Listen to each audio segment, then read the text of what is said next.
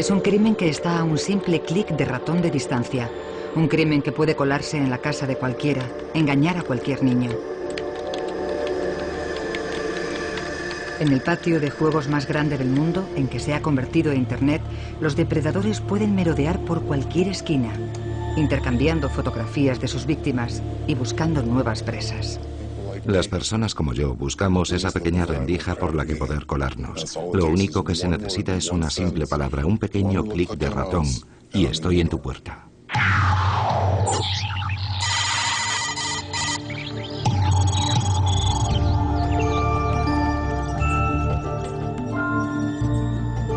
Esta es la nueva cara del crimen en el siglo XXI.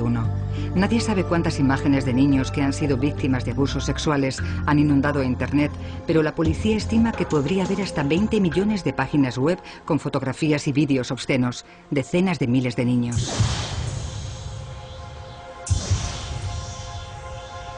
Y detrás de cada una de esas imágenes hay un niño real, cuyo abuso ha sido reducido a píxeles y a páginas de sitios web ilegales. Odio la forma en que intentan reducirnos a pequeños puntos en una pantalla para intentar argumentar que somos reales, que no sangramos, no respiramos y que no nos importa lo que nos está sucediendo. Esta historia cuenta cómo la policía del mundo entero está investigando para luchar contra una nueva red criminal internacional y cómo se apresura para dar caza a los depredadores en el mundo virtual como consecuencia de los horrores que está presenciando en el mundo real. Hay jóvenes aún en periodo de desarrollo y estamos viendo sus imágenes y sus películas en Internet. Les vemos crecer mientras se abusa sexualmente de ellos. Era pasada la medianoche, en la primavera de 2005, cuando el detective Randy Wickens, en Edmonton, Canadá, recibió la llamada. Un hombre acababa de ser arrestado acusado de abusar sexualmente de sus hijastras.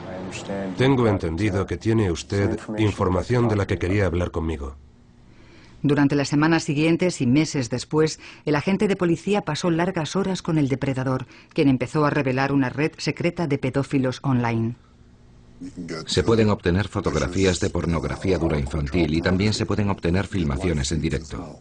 ¿Qué quiere decir con filmaciones en directo? Filmaciones en directo de un menor mientras se abusa sexualmente de él. La idea era que alguien que forma parte de ese mundo, que está inmerso en ese mundo intercambiando imágenes y películas de niños de los que se abusa sexualmente, si tenía algo que decirme, si podía enseñarme algo, y luego comprobé que efectivamente aquel hombre me estaba dando una clave, aquel hombre me estaba abriendo una puerta a un mundo al que muy pocos policías tienen acceso.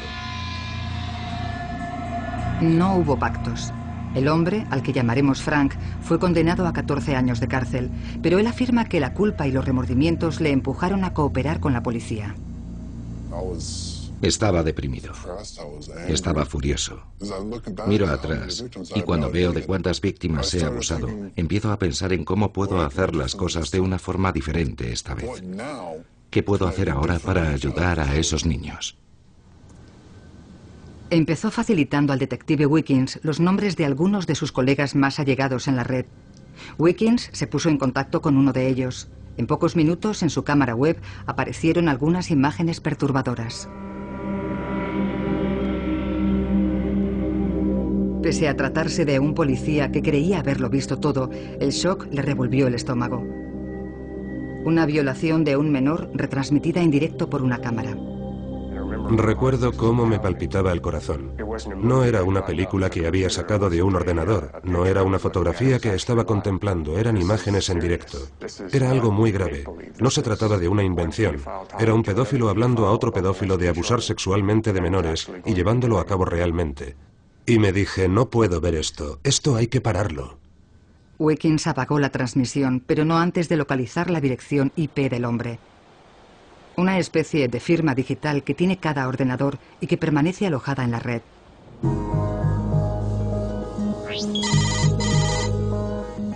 Le condujo hasta Inglaterra, donde Paul Griffiths, un detective especializado en crímenes cibernéticos, encontró la pista.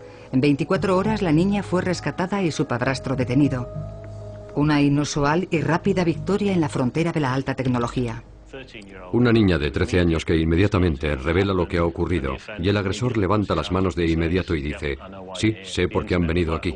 Internet era como la tierra sin ley. Mucha gente pensaba que podía hacer lo que quisiera sin que ello tuviese ninguna consecuencia. En 24 horas, como resultado del trabajo en equipo entre la policía en Canadá y la policía en el Reino Unido, una niña fue rescatada. Así es como hay que actuar. Mejor no se puede hacer. Pero aquello solo significó el rescate de una menor. Wickens sospechaba que su informador pedófilo podía contarle mucho más. Me di cuenta de que aquel hombre formaba parte de una maléfica red de personas que estaba haciendo daño a niños y de que todo lo que nos había contado estaba resultando ser verdad. En todas partes del mundo, los representantes de la autoridad empezaban a atisbar lo extendido que estaba ese mal. En la sala de ordenadores del Centro Nacional de los Estados Unidos para Menores Desaparecidos y Explotados se han catalogado más de 9 millones de imágenes y vídeos individuales. Este es el mayor centro de intercambio de informaciones del mundo dedicado a la recepción de avisos sobre el abuso sexual a niños en la red. Hace 4 años recibían 5.000 avisos a la semana de la policía y de la población. Ahora manejan 100.000 y en la mayoría de los casos se da la circunstancia de que la persona que ha abusado del menor no es un desconocido. Son niños que van al colegio, niños que están en equipos de fútbol y juegan con otros niños. Viven entre nosotros. Y es importante que la gente sepa que este tipo de cosas ocurren en todo tipo de zonas. Los niños a los que se les explota sexualmente suelen serlo por personas que forman parte de su entorno, por alguien de su confianza. Ese suele ser el motivo por el cual el niño guarda silencio sobre ese tipo de actividad. Los agresores son profesores de instituto, entrenadores, curas o alguien incluso más cercano. Lo que hemos descubierto es que en cerca del 40% de los casos ha sido un progenitor quien ha abusado sexualmente de ellos y los ha grabado en vídeo. Aquello fue lo que le sucedió a Shai Keenan en Inglaterra. Siendo niña, su padrastro abusó de ella durante años y fue obligada a posar para obtener fotografías sexualmente explícitas. Yo intentaba enviar mensajes con mis ojos, mensajes pidiendo ayuda, pero no tardé mucho en darme cuenta de que ninguna persona buena estaba viendo aquellas fotografías y de que nadie miraba a mis ojos. Años después, siendo ya adulta, Keenan encontró el valor suficiente para hablar y consiguió que se condenase a su agresor, pero para su desesperación descubrió que para entonces las fotografías de su abuso estaban por todo Internet. Odio llamar a esas fotografías pornografía, porque ello implica alguna clase de consentimiento o alguna clase de legitimidad que la pornografía tiene, y esto no. Esto para mí no es pornografía infantil. Son imágenes indecentes, son fotografías del escenario de un crimen. Y las víctimas de esos escenarios del crimen son cada vez más jóvenes.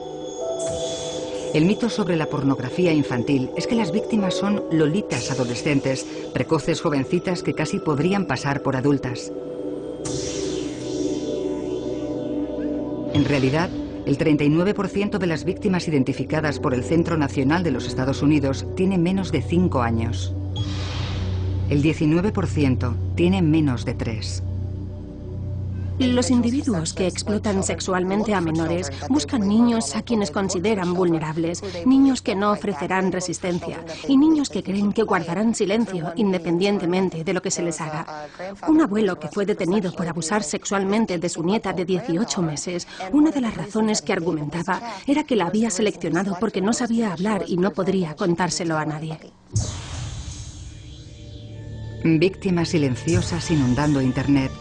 Para actuar con eficacia, la policía tendría que idear herramientas de alta tecnología y una mejor penetración psicológica en las mentes de sus enemigos depredadores.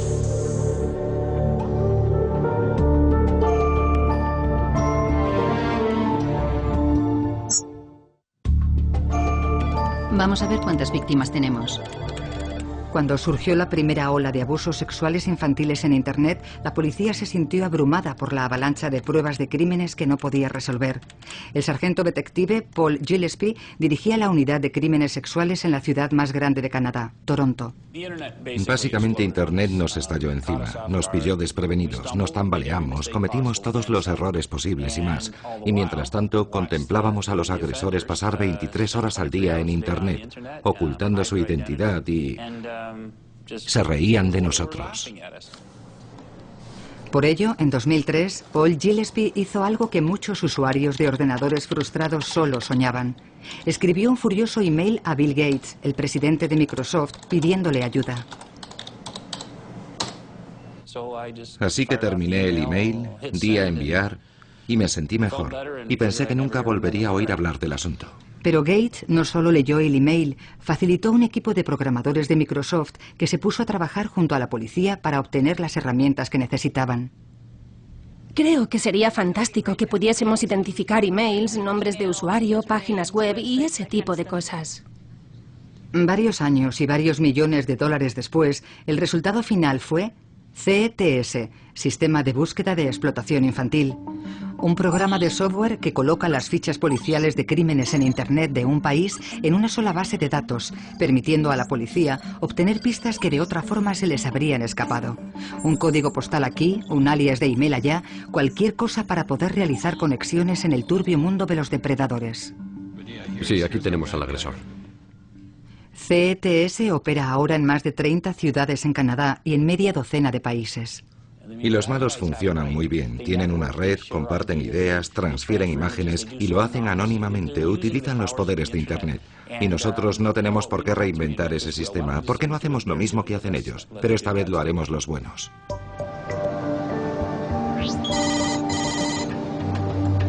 En Gran Bretaña enfocaron la cuestión de una forma todavía más global. Crearon el CEOP, Centro de Protección contra la Explotación de Menores en la Red, una especie de FBI dedicado al rescate de niños. Jim Gamble pasó años dirigiendo operaciones antiterroristas en Irlanda del Norte. Para él, ahora, la lucha contra los depredadores infantiles es esencialmente lo mismo. Quiero que se den cuenta de que el entorno ha cambiado para ellos. Vamos a concentrarnos en ellos del mismo modo que nos concentramos en los terroristas. Formó un grupo de expertos para seguir el rastro del dinero, localizar al cada vez mayor número de personas dispuestas a pagar por imágenes de abusos sexuales en páginas web. El estilo de investigación tiene que empezar a cambiar. Creo que hemos hecho acopio de una gran fuerza al reunir a un grupo de gente con experiencia en la lucha antiterrorista, experiencia en la investigación del crimen organizado, en aquellos delitos que por su propia naturaleza no reconocen fronteras territoriales en el mundo real.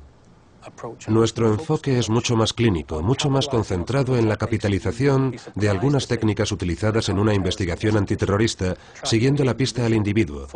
Pero queremos estar encima de toda esa gente como si fuésemos el número de una camiseta. Cada vez que se den media vuelta, queremos que tengan la sensación de que estamos ahí. Pero para atrapar a un enemigo tienes que entenderlo. Así que Gamble contrató los servicios de psicólogos, educadores y cuidadores infantiles porque sabía que la policía tenía que meterse en la cabeza de aquella nueva especie de depredadores. Si nos los imaginamos como los típicos monstruos estereotipados, nos llevaremos una gran sorpresa, porque nos cogerán desprevenidos. Porque, en definitiva, esta gente no respeta ningún estrato político o social. No se les puede etiquetar. No llevan puesta la sucia gabardina. Pero imaginar qué es lo que motiva a un agresor como Frank no es fácil. Los expertos médicos definen la pedofilia como una atracción sexual recurrente por los menores prepubescentes, pero no pueden explicar sus orígenes. No sabemos mucho acerca de qué lo causa. La pedofilia es una preferencia erótica profundamente arraigada. Tan profundamente arraigada como, por ejemplo, la homosexualidad normativa o la heterosexualidad normativa. Podemos tratarla, pero no podemos curarla. Sería como si yo le dijese a usted, una persona heterosexual, bien, vamos a transformar su heterosexualidad en otra cosa. Con la pedofilia ocurre lo mismo. Sí sabemos que aparece temprano. La mayoría de los agresores son jóvenes cuando se dan cuenta de que sienten atracción por los niños. Frank tenía solo 18 años cuando hizo frente a su primera demanda por agredir sexualmente a su sobrina de 4 años. Yo había abusado de innumerables víctimas. Sabía que aquello estaba mal. Sabía perfectamente que estaba mal. Pero en última instancia yo quería lo que quería e iba a salir a conseguirlo. Lo que la mayoría de los agresores sexuales infantiles quiere son niñas adolescentes. Algunos quieren niños, a algunos no les importa que sus víctimas sean niños o niñas, pero al contrario de lo que sostiene la mitología popular, la mayoría de los pedófilos son heterosexuales. Y el boom de Internet significó que predadores como Frank ya no necesitaban pasearse por piscinas para obtener lo que buscaban. Frank aún recuerda la primera ocasión en que descubrió lo fácil que era encontrar material de explotación infantil en la red. En cuestión de días tenía toneladas de pornografía infantil que me había bajado en el ordenador. Así de fácil era iniciar una colección de pornografía infantil en tu propio ordenador. Clic derecho, guardar, clic derecho, guardar, copiar, guardar. No hace falta más. Me enganché. Fue como si hubiese encontrado oro. Internet facilitó también a Frank otra cosa que ansiaba: aceptación. Nunca en mi vida, en los años de delincuencia sexual, había experimentado la sensación de pertenencia. Y acababa de entrar en un lugar en donde me sentía como en casa. Había momentos en los que había cientos de personas. Personas hablando sobre cómo agredían sexualmente a sus hijos. Podías hablar con ellas sobre tus experiencias. Podías aprovecharlo todo y disfrutar de ello. Para mí, la peor parte del impacto que Internet ha tenido en los pedófilos y gente así es que les ha permitido saber exactamente cuántos individuos como ellos existen y por tanto normalizar su comportamiento en sus propias mentes. Así que de pronto se dicen, bueno, no soy tan malo. ¿Qué importancia tiene? Con la llegada de Internet, ahora es relativamente fácil encontrar otras personas interesadas sexualmente en los niños. Y lo que los agresores nos están diciendo es que ello actúa como un poderoso refuerzo de los deseos, pensamientos y convicciones que tienen respecto a las relaciones sexuales con ellos. Muchos agresores insisten en que no cometen ningún delito por contemplar solamente fotografías. Es mejor eso que salir a abusar de un niño. Sostienen que la red es una especie de válvula de seguridad o de escape para ellos, pero los expertos afirman que en realidad ocurre lo contrario. De hecho, los agresores que han estado en terapia aseguran que antes que reducir o controlar su excitación, en realidad la amplifica y la desarrolla. Joe Sullivan es uno de los mayores expertos del mundo en agresores sexuales infantiles. La policía abarrota sus seminarios para comprender cómo Internet puede ayudar mental y físicamente a empujar a los depredadores hacia lo que él denomina la espiral del abuso. La combinación de la masturbación con la fantasía constituye un poderoso proceso. Lo que los agresores afirman es que se convierte en la energía, en el combustible del delito sexual. Masturbándose con fantasías, aumentan su excitación y mitigan cualquier sentimiento de culpa o miedo que pudieran experimentar. Cuanto más lo practiquen, más fácilmente avanzarán a la siguiente fase, que consiste en convertir esa fantasía en realidad. En el caso de Frank, el paso de la fantasía a la realidad fue muy rápido.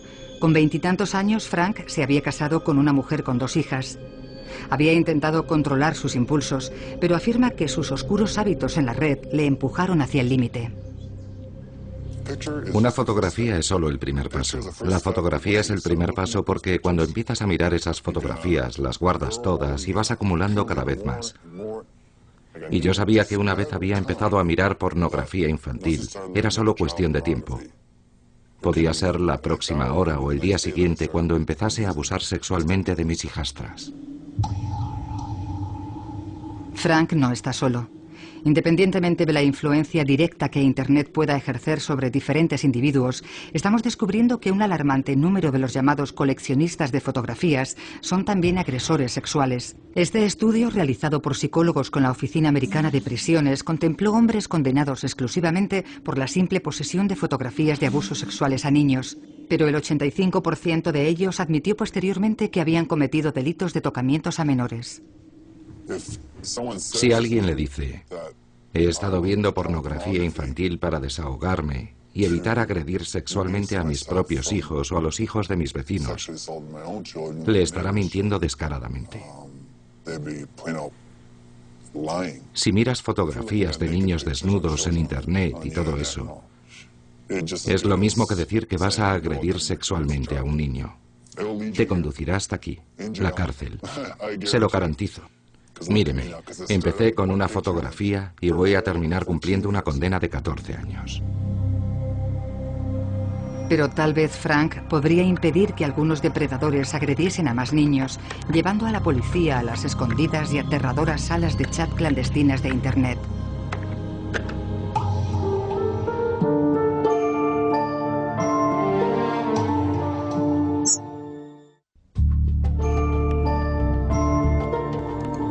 Era uno de los rincones más oscuros de Internet. Frank se lo reveló a la policía tras su detención. Una sala de chat secreta llamada Kiddie Pics and Kiddie Beats. Allí, cientos de agresores intercambiaban fotografías y, algo peor, vídeos de abusos sexuales a menores a la carta. Había muchos días y muchas noches que permanecía sentado contemplando una filmación real en la que un niño era agredido sexualmente. Lo hice muchas veces. Él nos había dicho que muchas de esas personas tenían sus propios hijos y creaban nuevo material. Y aquello era oro para aquella gente, porque están siempre buscando nuevo material, más pervertido, con niños más jóvenes. El detective de Edmonton, Randy Wickens, pudo escuchar algunas de las perturbadoras conversaciones que tenían lugar en la sala de chat, pero no pudo identificar a ninguno de los actores clave. Y ello se debía a que los miembros de Kiddie Pics utilizaban sofisticados sistemas de encriptación para ocultar sus direcciones IP. Frank reveló a la policía que el acceso a la sala de los Kiddie Pics estaba estrechamente controlado por un grupo de élite de administradores que se ocultaban bajo nombres como Chefman, Acid Born, quemadura de ácido, y su líder supremo, Dios. Gozabas de un anonimato total y hablabas con toda libertad sobre agresiones sexuales a menores. ¿Se puede ser más invencible? Para poder infiltrarse en la sala de chat, Wickens se puso en contacto con un amigo que trabajaba en la unidad de crímenes sexuales más grande y experimentada de Canadá, Paul Krausik, de la policía de Toronto. Creo recordar que le dije a Paul: esto no me deja dormir por las noches, no puedo dormir porque sé que probablemente mañana podríamos encontrar a otro menor. Quería empezar a trabajar de inmediato, hay que salvar a esos niños. Olvidémonos de las complicaciones y pongámonos en marcha. A principios de 2006, Krausik empezaba a pisarle los talones al líder de la trama, que se hacía llamar Chefman. Registraba cualquier comentario que Chefman hacía sobre su paradero. Parecía encontrarse en algún lugar en Alberta, pero el rastro solo llegaba hasta allí.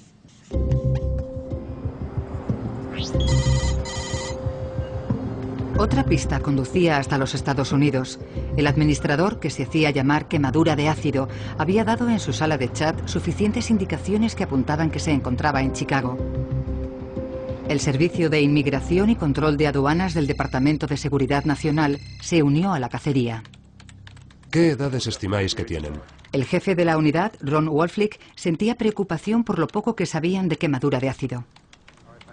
Alguien, un sospechoso, en la zona de Chicago, en un suburbio de Chicago, estaba abusando sexualmente y de forma continuada de un bebé de aproximadamente 18 meses de edad. Sabíamos que era una actuación complicada. Había que abordarla y el tiempo apremiaba. Había un niño en peligro, un bebé. Wolflick recurrió al ingenio de un joven investigador llamado Brian Bone para romper el código de encriptación tras el que se ocultaban los miembros de Kiddie Pics. Alardeaban del tiempo que llevaban haciendo aquello, comunicándose e intercambiando fotografías. Hablaban de ese tipo de cosas y de cómo abusaban sexualmente de aquellos niños, y de que la policía no era capaz de averiguar quiénes eran ni dónde estaban. Casi se burlaban de nosotros como diciendo: no podéis hacer nada, porque ni siquiera sabéis dónde estamos. Pero al final, los depredadores no constituyeron ningún problema para un experto en el cibercrimen, que llevaba jugando con ordenadores desde que era un niño. En una larga noche, Bone estuvo hackeando el sistema de codificación de la sala de chat hasta que descubrió la forma de leer sus direcciones IP.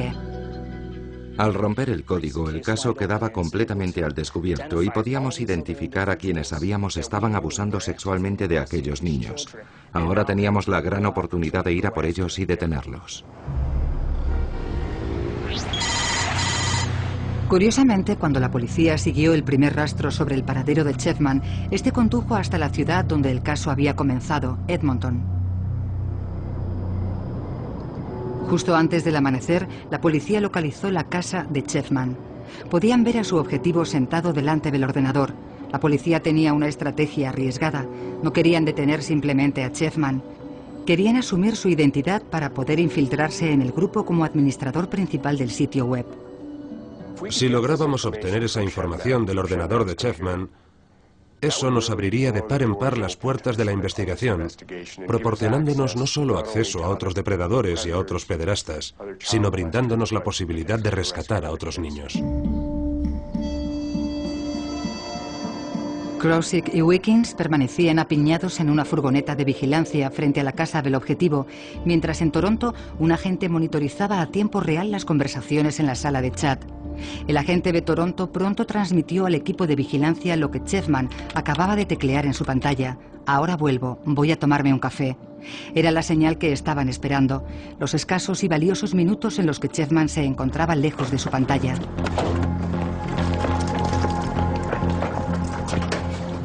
La policía irrumpió en la casa para detener a Chefman, que resultó ser un oficinista de 49 años llamado Carl Trilleven, con 2 condenas anteriores por agresión sexual. Mientras tanto, Krosigk se dirigió rápidamente al ordenador. Tenía que convencer al club Kiddie Pigs de que él era Chefman. Había llegado la hora de la verdad, la hora de convertirse en Chefman. Fueron momentos de mucha tensión. ¿Lo estaré haciendo bien? ¿Estaré tecleando las palabras adecuadas? Dio resultado. Krosigk pasó a ser Chefman. Hasta ese instante, la policía había estado rondando la sala de chat de los pedófilos. Ahora había pasado a dirigirla de facto. Había 93 personas esperando para descargarse pornografía infantil del ordenador de Chefman, como el que hace cola en la barra de un bar para que le sirvan. Los departamentos de policía de Canadá y de los Estados Unidos tenían ahora acceso a las direcciones IP de cada uno de ellos. En definitiva, al listado de miembros del club Kiddie Pigs. Empezaron a localizar y a detener a decenas de miembros del club y a sus líderes, uno a uno. Quemadura de ácido resultó ser un hombre de 29 años, residente en un barrio acomodado de Chicago, acusado de abusar de una bebé. Un miembro que se hacía llamar un profesor de escuela fue condenado. En este caso se trataba de un hombre de negocios ya jubilado que enseñaba en una escuela del norte del estado de Nueva York. Y Dios, que dirigía la sala de chat de Kiddie Pigs, era un simple técnico de Tennessee llamado Raymond Weller. Le cayeron 10 años. Había técnicos, millonarios, profesores, árbitros de fútbol. Y lo más peligroso de ese grupo de gente es que son como usted y como yo. Viven en la casa de al lado y son personas a las que los niños adoran. Más de 50 personas fueron detenidas en Canadá, en los Estados Unidos y en Europa. 20 niños fueron rescatados de sus agresores. Y la persona que lo había destapado todo, escribiendo a la policía, no podía creer las dimensiones que había alcanzado. Sentí una sensación casi de orgullo por la cantidad de detenciones que se habían hecho y la gran cantidad de víctimas que se habían salvado. Por una vez en mi vida había hecho algo verdaderamente bueno. Pero aún no había terminado todo. Aunque Dios había desaparecido, un nuevo grupo de agresores sexuales resucitó la sala de chat en el Reino Unido. La dirigía un hombre que se hacía llamar Hijo de Dios. Hijo de Dios no aprendió la lección de la experiencia canadiense y creyó que podía seguir operando con la más absoluta impunidad. Esa confianza supondría finalmente su perdición. Los depredadores sexuales creen que pueden escudarse en la tecnología para ocultar su paradero a las autoridades policiales de sus respectivos países. Pero una vez más conseguimos derribar ese mito. Conseguimos localizarles, aplicarles una jurisdicción para echarles el guante en el mundo real y los pusimos a todos a disposición de la justicia. Esta cinta policial muestra algunos de los trabajos encubiertos del CEOP, infiltrándose en la sala de chat y localizando al nuevo líder. Hijo de Dios resultó ser Timothy Cox, un joven de 27 años de Suffolk, Inglaterra, con más de 75.000 imágenes obscenas y 350 horas de vídeos en su ordenador. La policía asumió secretamente su identidad, reunió los nombres de 700 miembros de la sala de chat sin levantar sospechas. Y luego pasó a la acción deteniendo a los líderes de la red y rescatando a otros 30 niños. El éxito se reflejó en algo más que en las cifras. El caso demostró hasta dónde había llegado la policía en unos pocos años. Habían conseguido volver en contra de los depredadores el anonimato de la red, penetrando profundamente en el corazón de su guarida. A un traficante de drogas ya no le sorprende que enviemos a un agente encubierto contra él. A un pedófilo que opera en una red de pedofilia de Internet no debería sorprenderle que hoy, mañana o pasado mañana sea desarticulado por una persona que se hace pasar por un depredador sexual como él. Eso empieza a enviar el mensaje a los depredadores de que Internet ha dejado de ser un territorio sin ley. Ahora estamos nosotros aquí. Existen mecanismos que hacen mucho más complicado para ellos que ocupen ese espacio y representen una amenaza para los niños. Sin embargo, la policía sabe que existen otros cientos de salas de chat en Internet, y cuantos más depredadores atrapan, más víctimas descubren. La policía necesitaba nuevas e ingeniosas técnicas para tener la esperanza de descubrir a esos niños y rescatarlos de sus agresores.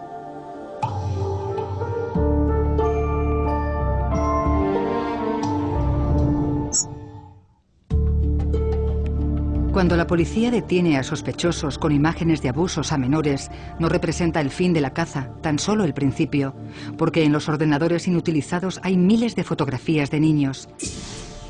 ¿Quiénes son? ¿Dónde están? Cuando miramos una fotografía, desconocemos cuál es su origen. Lo que sabemos es que las imágenes fueron creadas en algún punto del planeta. Localizar a un niño cuando no se sabe dónde se tomaron es como buscar una aguja en un pajar. Pero una fotografía puede contener a veces miles de pistas. En todo el mundo, la policía está empleando técnicas creativas para encontrar a los menores atrapados en esas imágenes. En el Reino Unido, el detective Paul Griffiths fue uno de los pioneros en el análisis de imágenes. Dice que la mayoría de los criminales nunca colgaría imágenes de sus crímenes en la red, pero a muchos la idea les resulta emocionante. Desean sentirse respetados por sus iguales, desean que los demás hablen de ellos, y a cambio de eso están dispuestos a asumir ciertos riesgos, por así decirlo, y exponerse a sí mismos haciéndolo. Por fortuna para nosotros, porque así podemos atraparlos. En un caso, Griffiths compuso el retrato de un agresor uniendo imágenes parciales de su rostro. Aumentando las imágenes hasta el tamaño adecuado para que tengan la misma proporción. Y luego, rotando la imagen para que encajen, tal como se hace con un puzzle, se puede obtener una imagen completa del rostro de un sospechoso. En Toronto, el detective Bill McGarry ayudó a determinar con precisión el paradero de una chica en el noreste de los Estados Unidos, analizando la enfermedad de un olmo situado en el jardín, el tipo de flores que había en el exterior de la casa y la sombra proyectada por el sol. Empleó un software para aclarar otras imágenes, arrojando luz virtual sobre la fotografía de una niña de 7 años que estaba sufriendo abusos. Fue como si estuviera encendiendo el interruptor. Observé la presencia de un parque, lo que me indujo a pensar que otro niño podía estar siendo también víctima de abusos. En los Estados Unidos, Michelle Collins y su equipo del Centro de Protección contra la Explotación de Menores en la Red analizan millones de imágenes de menores víctimas de abusos que reciben de la policía en busca de cualquier pista que pueda indicar su paradero. ¿Por dónde empezamos? Aquí abajo tenemos... Parece que hay algo escrito. Acercaré la imagen. ¿Podría ser el número de plaza de un almacén? ¿Dice el número de plaza? En una reciente investigación, la etiqueta de un sobre apuntó a una zona de Minneapolis, donde finalmente un abuelo fue detenido por abusar de 4 menores. El éxito fue gratificante. Hace 5 años, la policía había identificado y rescatado solamente a 200 niños. En 2006 eran 800. Hoy son más de 1.200. Aún así, solo representan una gota en el mar de abusos de Internet. No son niños desaparecidos, viven en sus casas, van a la escuela. Los niños que buscamos porque están siendo agredidos están en alguna parte viviendo esa oscura faceta de su vida en secreto. Un infierno íntimo y oculto que irónicamente se exhibe en la red de comunicaciones más pública que el mundo ha conocido. Estos delitos proliferan en el mismo Internet que todos utilizamos para enviarnos correos electrónicos y descargar música. Y sin embargo, la industria de Internet ha sido decepcionantemente lenta a la hora de reaccionar. En Canadá no existe ninguna normativa legal que obligue a las compañías de Internet a informar sobre cualquier material de pornografía infantil que figure en sus servidores. En los Estados Unidos lo manda la ley. Solo un pequeño porcentaje de las compañías que ofrecen Internet la cumplen. En el Reino Unido la historia es muy diferente. En un pueblo situado a las afueras de Cambridge, la industria, el gobierno y la policía colaboran a través de la Fundación para la Vigilancia de Internet. Aquí, un reducido grupo de analistas rastrean los orígenes de las páginas web que ofrecen contenidos ilegales. Luego lo notifican a los proveedores de Internet para que cierren los sitios web basados en el Reino Unido. Por lo general conseguimos que cierren un sitio en cuestión de horas. El porcentaje de sitios web con contenido ilegal en el Reino Unido ha pasado del 18% en 1997 a menos del 1%. La policía sabe que los sitios web ilegales pueden trasladarse fácilmente a otro lugar. Por algo se le llama la World Wide Web o Red Mundial de Información. ¿Qué años dirías que tiene? En un centro especial del FBI, a las afueras de Washington, investigadores de todo el mundo intentan construir nuevos casos, conscientes de que la mitad de los países del globo ni siquiera cuentan con leyes que penalicen la pornografía infantil. En Canadá, el policía que logró que Bill Gates se implicase en la lucha contra los depredadores de Internet ve los límites de intentar jugar al escondite con el ordenador. No podemos seguir corriendo detrás de los delincuentes por Internet. Manejan una gran tecnología.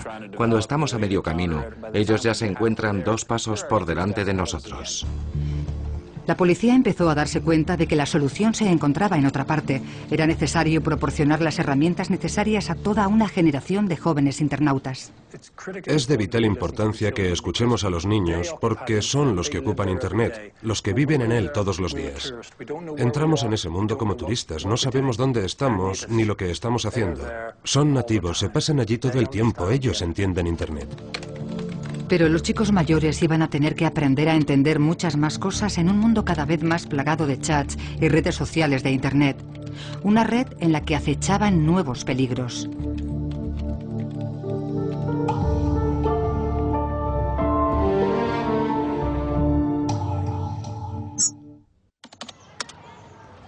Me encanta Internet. Puedo chatear todo el tiempo que quiera. Hay un nuevo peligro que acecha en Internet, gracias al boom del chat instantáneo y las cámaras web. Puedo hablar de casi todo, incluso de las cosas que me intimidaría decir abiertamente. Me gusta ver fotos de mis amigos. O incluso mejor, conocerles en carne y hueso. Los depredadores pueden utilizar ahora Internet no solamente para intercambiar fotografías, sino para embaucar a nuevas víctimas a través de la red.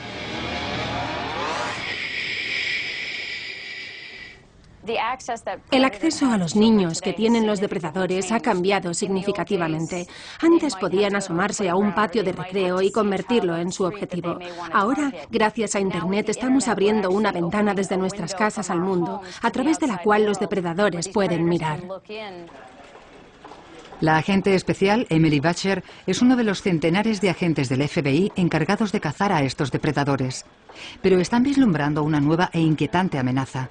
El 10% de las fotografías de abusos que circulan por la red son autoproducidas, generalmente por adolescentes solitarios inducidos a comprometerse mediante engaños por un extraño que han conocido en Internet.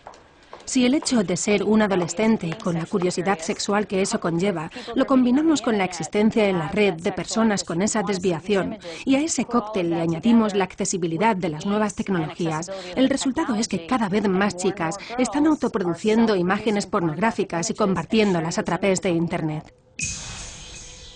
Mientras que para los niños más pequeños el mayor peligro sigue siendo el agresor que se encuentra en el propio hogar o en su círculo de confianza, los mayores han encontrado un nuevo hogar en la red mucho más peligroso.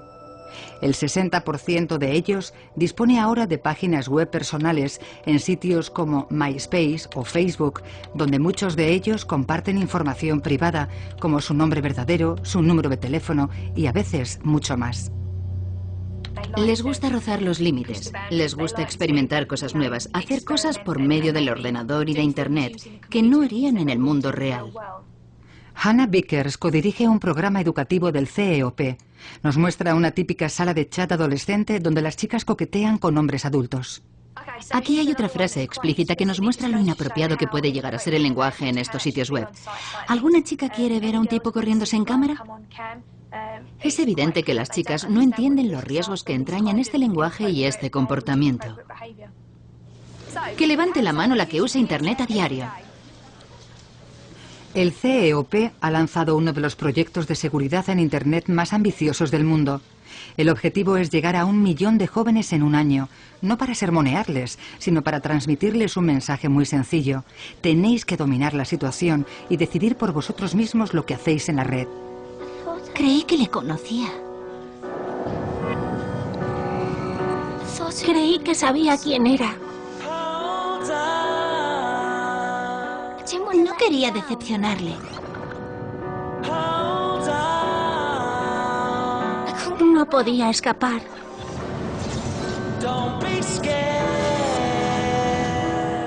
Me hizo daño. Un estremecedor vídeo nos cuenta la historia de una niña que conoce a un extraño y descubre el peligro en Internet. Me hizo sentirme especial. Me hizo sentirme única.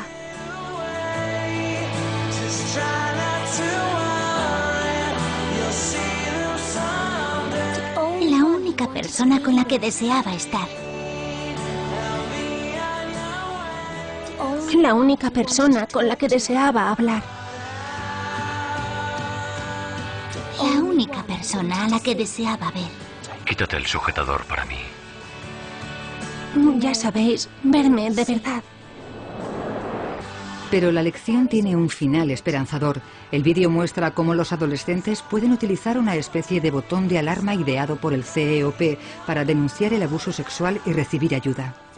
Cuando una persona denuncia un abuso sexual, si se siente avergonzado de lo que ha hecho y no quiere que sus padres u otras personas lo sepan, ¿mantienen ustedes la confidencialidad? Si se tratara de un asunto grave, susceptible de ser investigado por la policía, no tendríamos más remedio que tenerlo en cuenta y valorar los riesgos que esa persona podría correr, pero siempre respetando sus deseos. Si no quisiera que nadie más lo supiera, lo respetaríamos. Es mejor contárselo a alguien que pueda ponerle fin. El botón de denuncia de abusos es una idea que el CEOP consiguió que instalasen las compañías de Internet. Por el momento, solo en el Reino Unido, un simple clic permite a los jóvenes ponerse en contacto con un nuevo grupo virtual y operativo de la policía.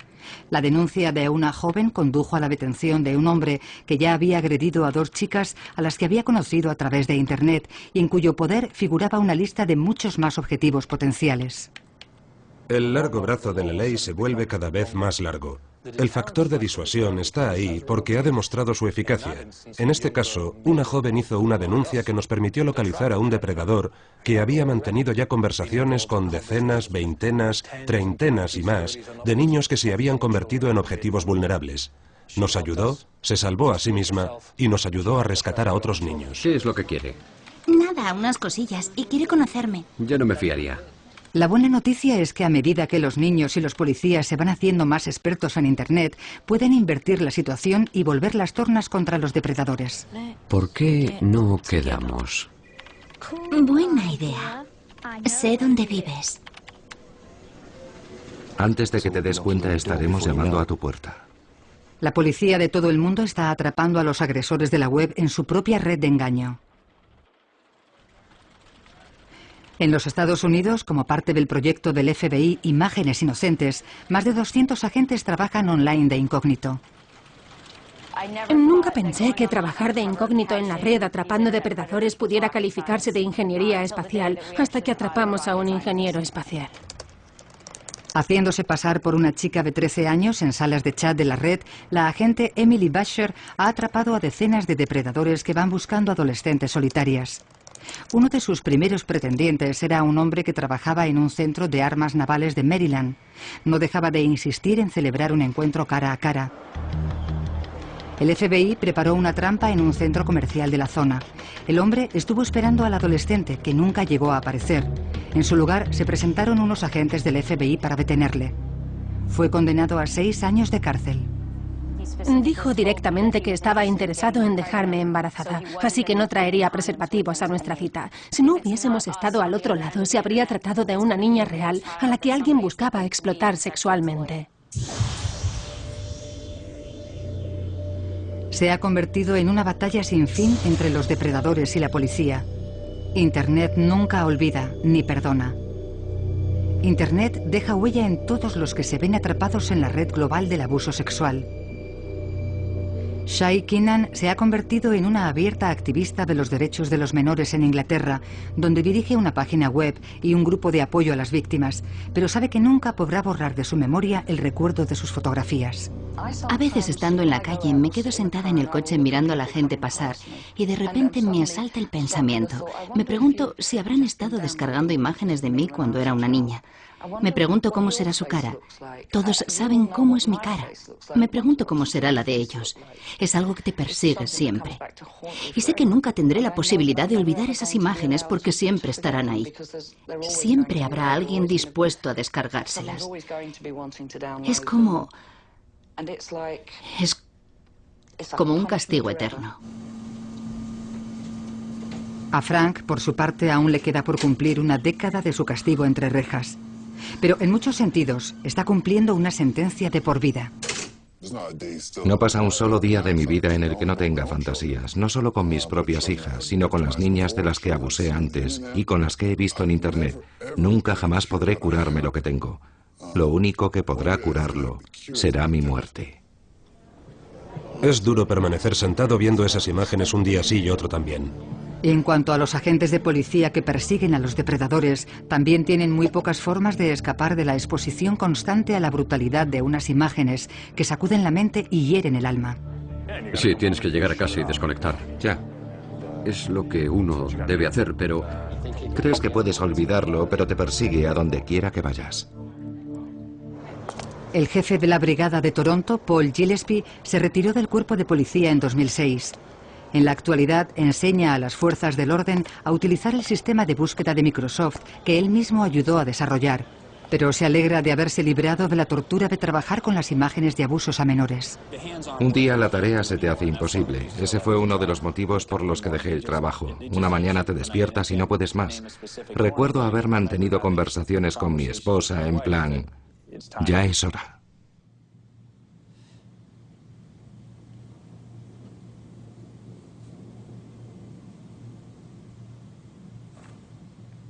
Y lo era.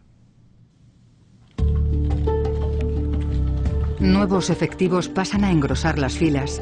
En todo el mundo, cientos de agentes de policía son entrenados para las nuevas batallas tecnológicas que se avecinan. Se están organizando nuevas unidades cibernéticas del crimen en los Estados Unidos, Canadá y Europa, lo que los convierte virtualmente en policías sin fronteras.